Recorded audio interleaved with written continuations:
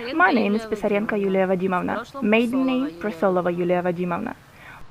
Born on the 13th of July, 1988. Could you please tell us where, when, and under what circumstances you were detained? I was detained in Mariupol. It was October the 20th. More precisely, it was the day from the 19th to the 20th of October. I arrived in Mariupol, got out at the bus station. Then two cars blocked the road. Someone put a bag on my head and took me to torture. Where were you transported to? It was a kind of a closed garage facility. As it turned out later, it was a refrigerator room in Mariupol airport. I was staying there for quite a long time. My mother was searching for me for 11 days. It was only 11 days later that I was officially detained in Odessa. Were you subjected to any torture or abuse?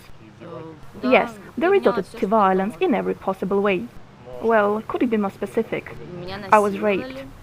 I was strangled. I had my fingers broken. They used to put me in a bag and start digging a grave for me. Actually, all of this continued on and on. Was it ongoing the entire time that you were in Mariupol? Yes, it was. And who was doing that to you?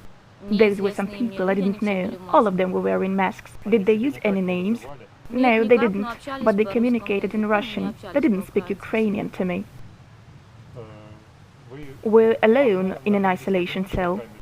It was no cell at all. I was kept in an abandoned premise, sort of a basement. Was there anyone else beside you? Yes, they were. They were there, and they would beat me up the whole time. They made mincemeat of me. They bruised every inch of me. Then, after those 11 days of abuse, where were you transferred to? They took me to some place in Mariupol first, to a house.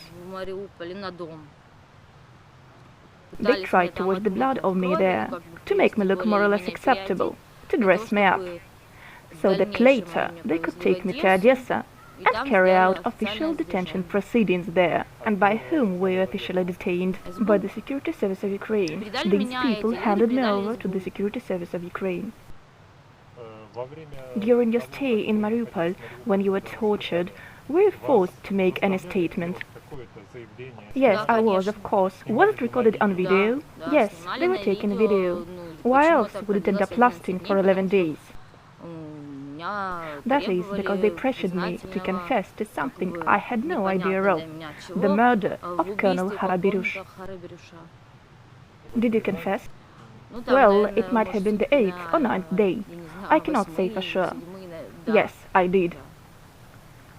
I was given drugs there. I mean, I was permanently drugged. I wasn't fed that entire time.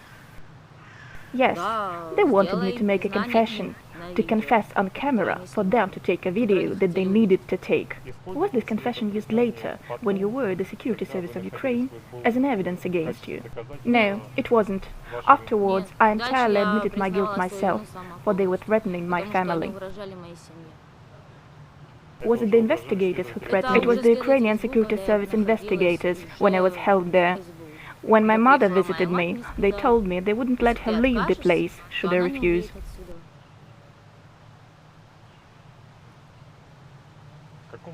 What was your sentence? 12 years. How much time did you actually serve behind the bars? 688 days. And where were you doing your term? In which prison? In Ternopil, Western Ukraine. When you were in a prison facility of the Security Service of Ukraine, were you subjected to any torture or abuse? It was psychological in nature. I was kept in solitary confinement for a year, and every time my mother would come and try to pass me something and help, I was told that she would never leave the place. The people you were imprisoned with, those who were also detained in connection with the developments in Donbass, did they ever tell you whether they had ever been tortured or abused? I was in Western Ukraine. There was the only woman who had posted a St. George ribbon and was detained as a terrorist. She was called in for questioning. They talked to her. She got out of the car, they put explosives in her bag and locked her up for 6 years for posting a St. George ribbon on her page for admitting that she loves Donbass. There were no other people like that. It was Western Ukraine. That is, the people there were utterly opposed to me rather than those in my situation.